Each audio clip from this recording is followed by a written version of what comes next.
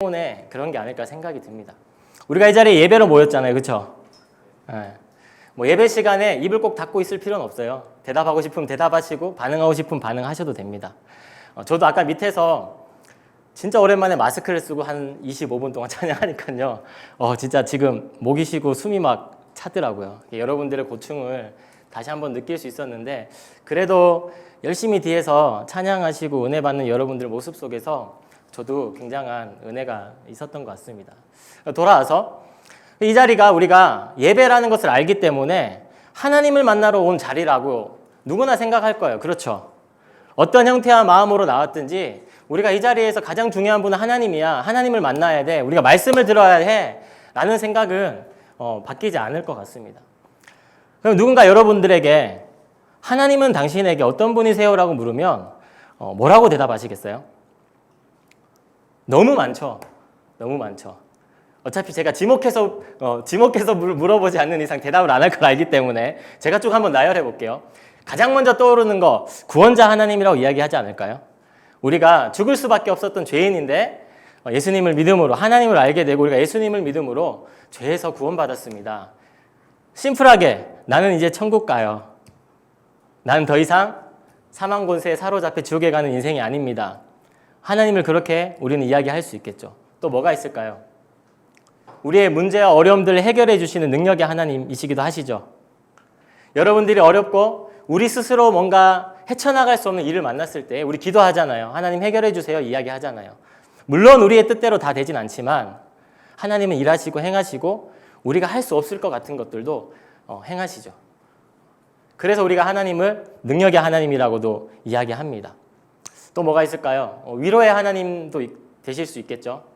오늘도 이 많은 사람들이 예배 나왔는데 어쩌면 이 가운데 기쁨과 감사로 나온 사람도 있을 테고 그냥 몸이 건조하게 오늘 주일이고 예배 나가야 되니까 하고 나온 사람도 있을 것이고 어쩌면 아무에게도 말 못하는 아픔과 상처와 고통을 안고 이 자리에 계신 분이 있을 수도 있습니다.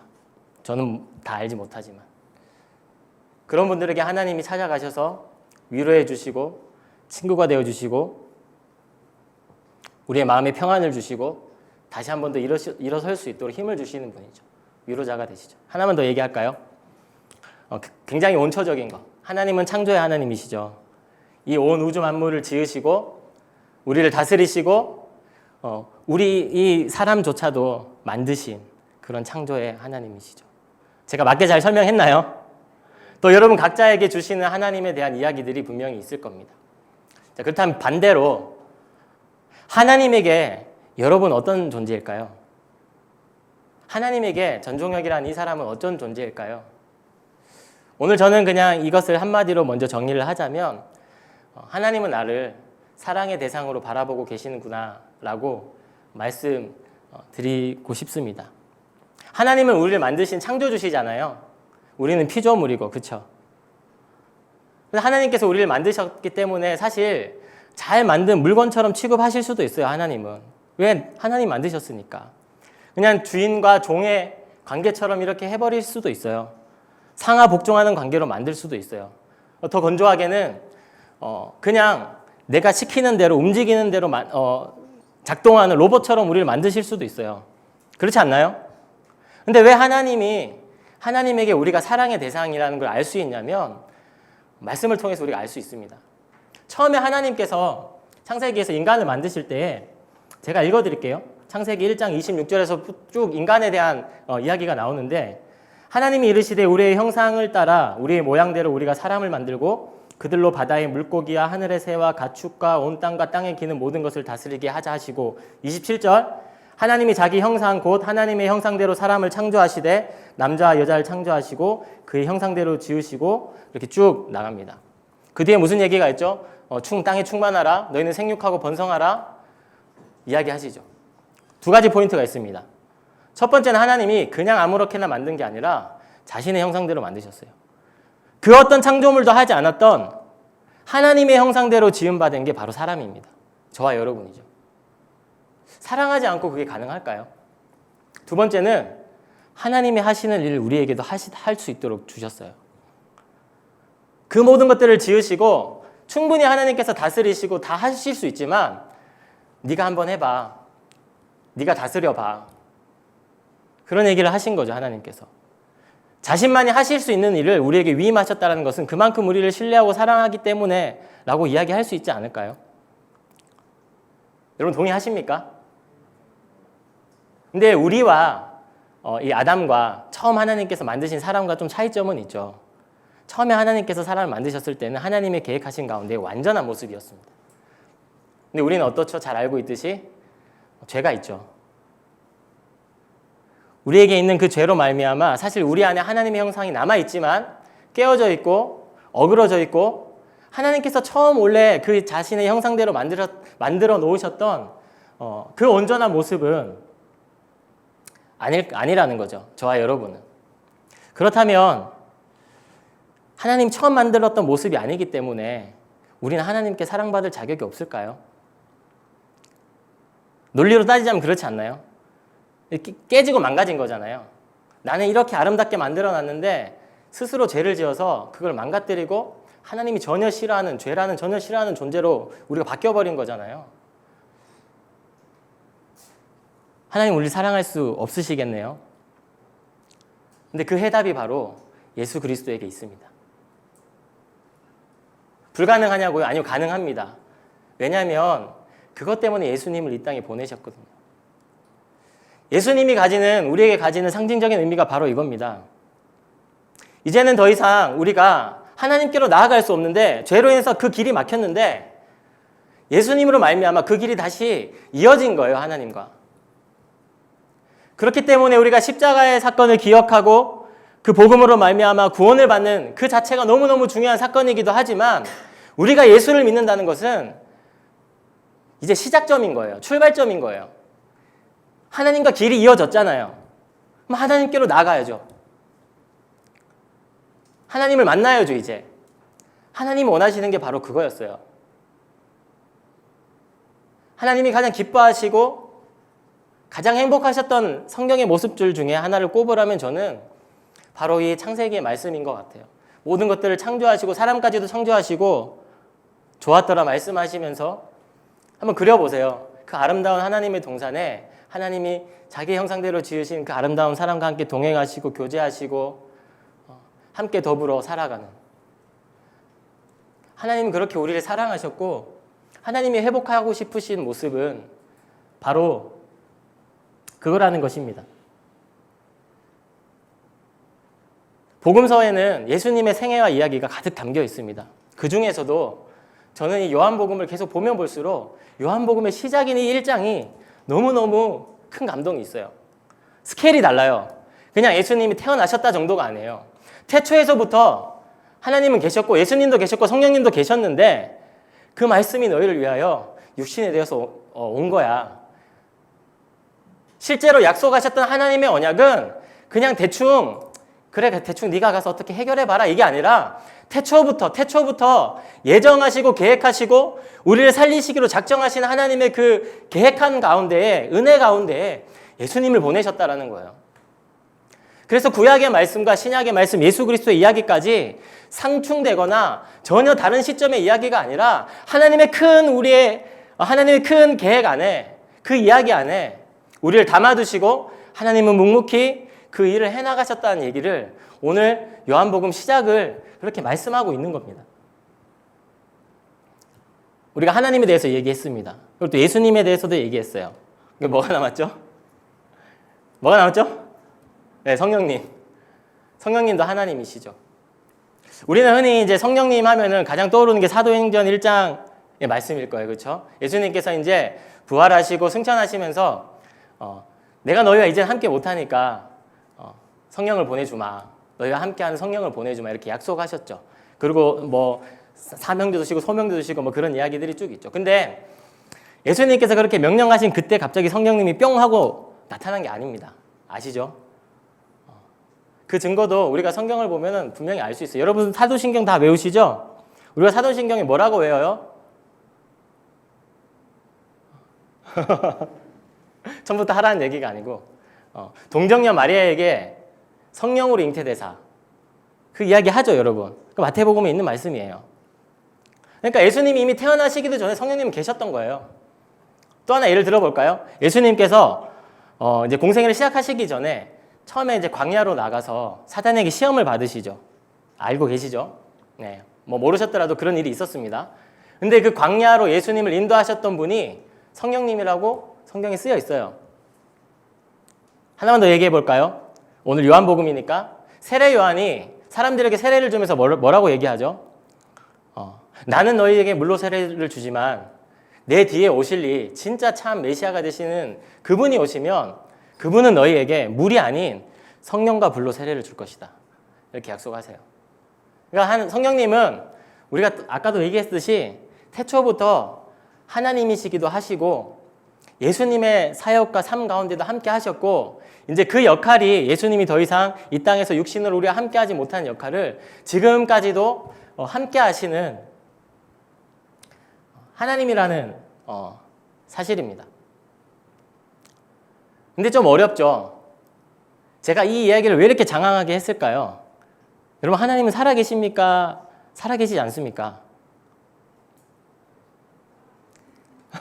어렵나요? 하나님 살아계심을 동의하십니까? 아멘. 아멘. 실제라는 단어가 저도 이게 좀 무식해서 찾아봤더니 실제로 존재하는 것 이렇게 써 있더라고요. 하나님은 실체 하시는 분이에요. 그냥 과거에 살아 계셨던 분이 아니고 나를 만나 주셨던 분이 아니고 지금 나와 함께 하시고 이 예배 가운데도 계시고 나의 모든 삶과 일상 가운데도 계신 하나님이라는 거죠. 근데 공교롭게도 우리는 예수님을 직접 만나지 못했잖아요. 그러니까 제자들은 또 그 당시 사람들은 육신으로 오신 예수님을 봤으니 얼마나 좋았겠어요. 보이잖아요. 만질 수 있고 이야기할 수 있고 이렇게 꼬집어 볼 수도 있고 다 해볼 수 있잖아요. 근데 성령은 영이시래요. 거룩한 영이시래요. 우리 보이지가 않아요. 물론 우리의 기도 가운데 응답을 듣기는 하지만 어떻게 이렇게 만져보고 싶어도 만질 수도 없고 어떻게 생겼는지도 저도 잘 모르겠어요. 그래서 여러분 어려우신 건가요? 하나님을 실제적으로 경험하기가 좀 어려우신 건가요? 제가 이 이야기를 왜 꺼냈냐면 여러분 하나님이 실제 하신다고 믿고 살아가시는데 여러분들의 삶을 한번 돌아보세요. 제가 그렇게 고백하고 제 삶을 쭉 돌아봤거든요. 별로 기쁨이 없어요. 감사가 늘 있진 않아요.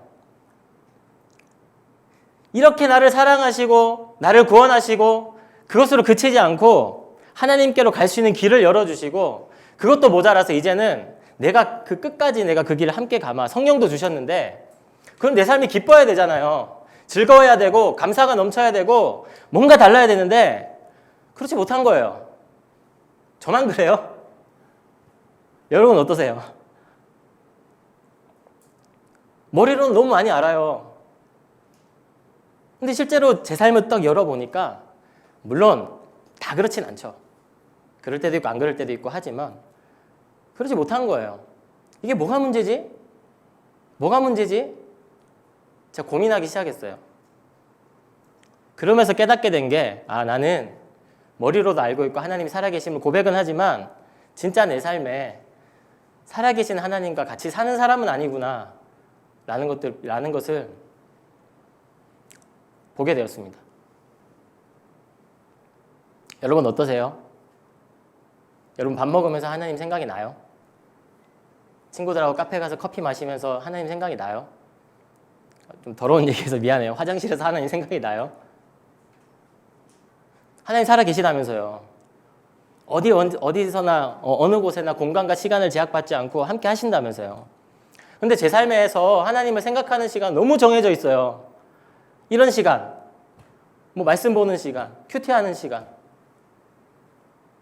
하나님은 여러분의 그런 행위를 원하시는 게 아니에요. 말씀드렸죠. 그렇게 깨어지고 망가짐에도 불구하고 우리의 행위가 아니라 우리의 존재를 사랑하시는 분이 하나님이십니다. 근데 왜 우리는 하나님의 존재를 이렇게 무시하며 살죠? 여러분들에게 하는 얘기가 아니라 제 자신에게 하는 얘기예요. 나는 왜 이렇게 하나님을 무시하며 살았지? 왜 진짜 하나님이 살아계시다고 하면서 없는 사람처럼 그렇게 살고 있지? 막 생각을 해봤어요. 그랬더니 두 가지가 저한테 말씀을 기도하는 가운데 이렇게 걸렸어요. 말씀을 보고 기도하는 가운데. 첫 번째는 참 내가 연약한 존재구나라는 걸 다시 한번 보게 됐어요. 여러분 새로운 것들을 접하면 기분이 좋고 막 신나고 이런 게 있죠. 뭐 예를 한번 들어볼까요? 제가 핸드폰 바꾼 지 한 달 정도 된 것 같아요. 새 핸드폰을 바꿨어요. 신나요. 새로운 기능이 있나 막 찾아보게 되고 디자인도 이쁜 것 같고 그래요. 사람에 따라 정도가 다르고 기간은 다르겠지만 여러분들은 그러지 않겠어요? 받으면 야 이걸로 유튜브 보니까 진짜 화질이 좋네. 사진을 찍으니까 이건 정말 이쁘게 나오는 것 같아. 뭐 이런 얘기를 하겠죠. 근데 이 핸드폰 제가 4년 5년 쓰면 맨날 갖고 이 핸드폰 이렇게 할까요? 아니죠. 그냥 습관처럼 갖고 다니고 한 4년 5년이 뭐예요? 한 달도 아니에요. 한 1, 2주 지나면 그냥 내 몸의 액세서리처럼 필요한 물건으로 그냥 쓰고 갖고 다니는 거죠. 제가 하나님께 처음 받았던 은혜를 기억해 보니까 그것도 그렇더라고요. 그때 너무 뜨겁고 날 구원해 주신 하나님 너무 막 감사하고 좋고 막 이랬는데 시간이 지나니까 그냥 과거형이에요. 그냥 지루한 반복, 일상을 그냥 이렇게 살아가는 거죠. 그러면서 나한테 얻어진 게 하나 있어요. 얻어진 거라고 해야 될까요?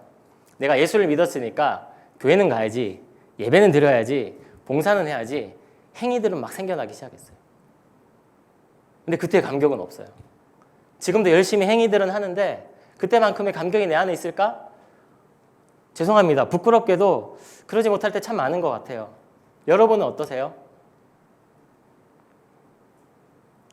여러분도 지금 아직 예수님을 처음 만났던 그 과거에 갇혀서 그 예전만을 추억하면서 그래 그때 나를 만나주셨지 하나님이 그 정도에 그치고 살아가고 있진 않나요? 저처럼.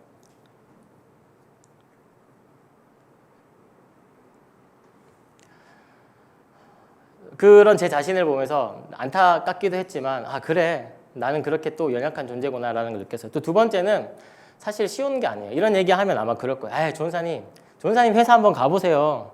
학교 한번 가봐요. 안 믿는 우리 집에 한번 와봐요. 내가 하나님을 섬기며 살아갈 수가 있나? 버틸 수가 있나? 이해합니다. 진짜 공감해요. 저도 밖에서 일을 하기도 하고 많은 불신자들을 만나기도 하지만 여러분들의 삶이 녹록지 않다는 걸 알아요. 우리가 바꿀 수 없는 사회의 구조, 회사의 환경, 가정의 형편 어떻게 할 수가 없어요. 막 해보려고 애를 쓰죠. 저도 해보려고 막 애를 써요. 근데 잘 안 돼요. 근데 중요한 건 뭐냐면 그 애씀에 대해서 제가 이렇게 곰곰이 하나하나 따져봤더니요. 하나님이 원하시는 것과는 전혀 다른 것들을 제가 많이 하고 있더라고요. 하나님은 이거 기뻐하실 거야 라고 내가 하고 있는데 예를 들어볼게요. 직장에서 성경책을 꼭 펼쳐놓고 큐티를 하는 것만이 예배일까요? 기도하는 것만이 예배일까요? 어떤 불쌍한 사람을 내가 구제하는 것만이 하나님을 위해 사는 것일까요? 그렇게 의지적으로 막 행위들을 하려고 하다 보니까 제가 지쳐요. 못해요 저도. 하나님께서 은혜를 주셔야 할 수 있는데 지치는 거예요. 처음엔 좋죠. 근데 지쳐가는 거예요. 그러고 나서 이제 똑같은 핑계와 변명을 저도 하는 거야. 이건 내 잘못이 아니야. 사회가 이런데, 회사가 이런데 내가 어떻게 뭘 해. 근데요, 하나님이 전혀 너 뭐야? 나 너한테 그런 거 시키지 않았어. 저한테 그렇게 말씀하시는 것 같았어요. 그냥 나는 그냥 너를 사랑해서 회사에 있는 그 시간에도 네가 나를 그냥 한 번쯤 생각해 주길 바란 것 뿐이야. 날 위해서 뭘 하려고 원했던 게 아니야. 그냥 너를 사랑하기 때문에 네가 그냥 길을 가다가도 친구와 차를 마실 때도 취미 생활을 할 때도 그냥 내가 옆에 함께 있다라는 것들을 그냥 알아줬으면 좋겠어. 그게 내가 원하는 예배고 삶이야.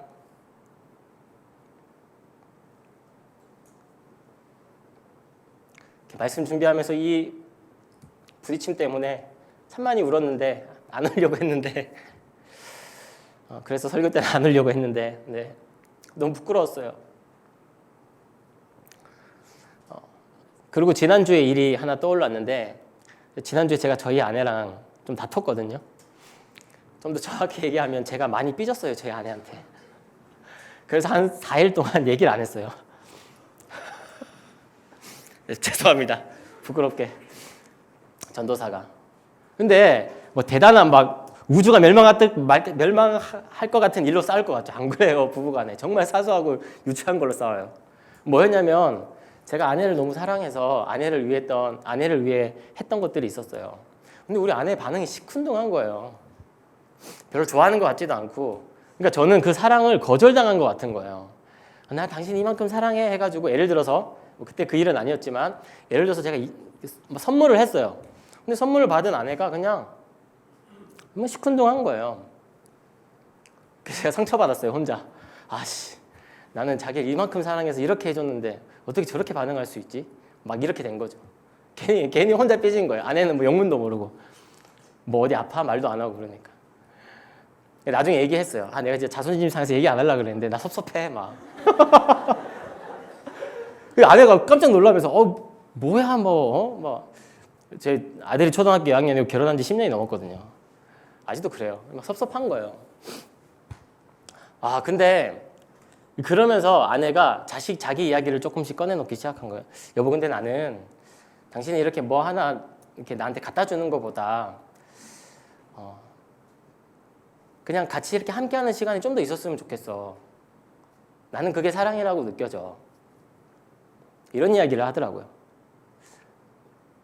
그러니까 나는 일방적으로 내가 사랑이라고 생각한 건 막 줬는데 상대방이 사랑이라고 받은 거는 아무것도 없는 거예요. 그리고 상대방이 뭘 좋아할지 어떤 걸 사랑으로 받을지에 대해서는 한 번도 생각을 안 한 거예요. 내가 사랑한다고 하면서도 되게 이기적이죠. 여기 연애를 하거나 연애를 해보셨으면 다 아실 거예요. 우리 그렇게 이기적이에요. 하나님께도 마찬가지인 것 같아요. 하나님 여러분에게 그렇게 큰 거 바라시는 거 없어요, 생각보다. 진짜 그렇지 않아요.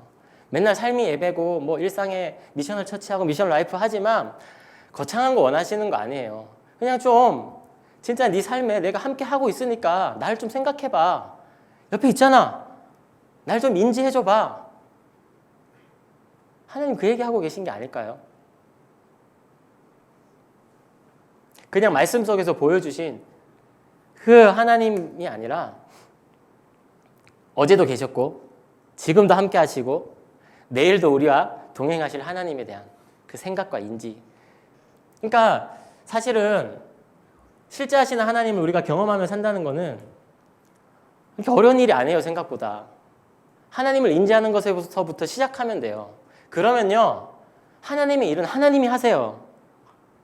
해야 될 일이면 어떤 방법을 가지고서라도 하세요. 못 믿겠다는 표정인데 해보세요. 진짜 하십니다. 제가 시간이 좀 생각보다 많이 가가지고 더 긴 얘기는 안 하겠지만 저도 인생에 그런 경험을 한 적이 있었어요.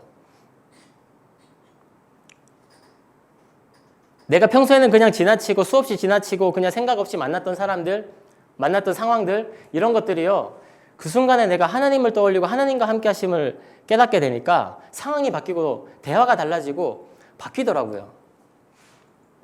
그거는 하나님이 하실 일이에요. 여러분을 사용하시겠지만 여러분은 그저 하나님의 그 일에 몸담겨 있으면 돼요.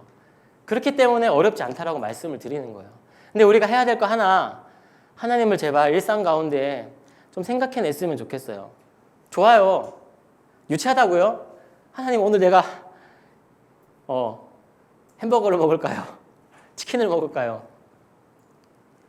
부대찌개를 먹을까요? 이런 거 괜찮다고요.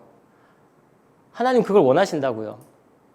그냥 그저 우리의 삶의 모든 영역 가운데에 내가 함께하고 있다는 사실을 우리가 기억만 해주는 것만으로도 하나님 즐거워하고 기뻐하시는 분입니다. 왜? 우리를 그 존재 그대로 사랑하시니까요. 하나님 참 대단하시죠. 짜증나면 그냥 그대로 강제적으로 그렇게 만들어버리시면 되는데 그렇지 않잖아요. 사랑하시니까. 그래서 우리가 하나님을 인격적이라고 얘기하시잖아요.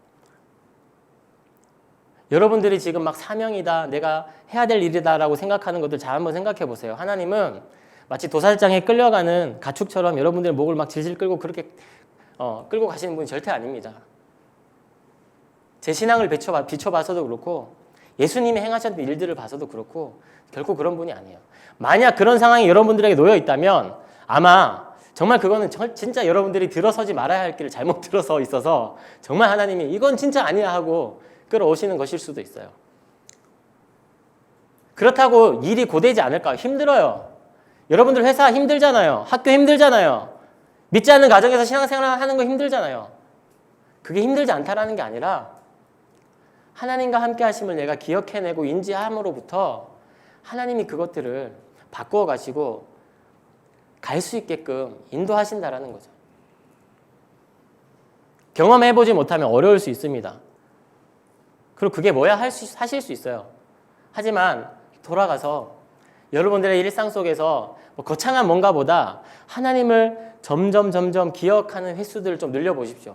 큐티하라고 안 할게요. 뭐 시간을 내서 기도하라고 안 할게요.